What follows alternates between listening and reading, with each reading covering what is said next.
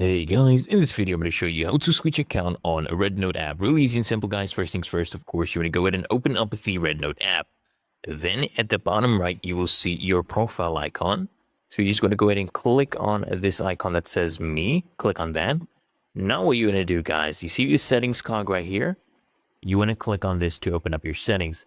Now all the way here at the bottom, you'll see this option that says switch account. Go ahead and click on this.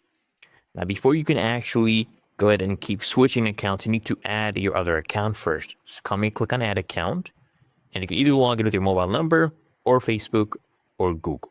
So I'm going to choose my Google account. I'm going to click on agree and continue right here.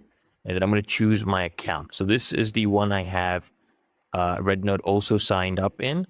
So I'm going to go ahead and click on that. And here we go. Now I've switched to Pioneer Legend. Now if I go back to my profile here at the bottom right, me, click on settings, and then if I go to switch account, I'm now able to easily switch accounts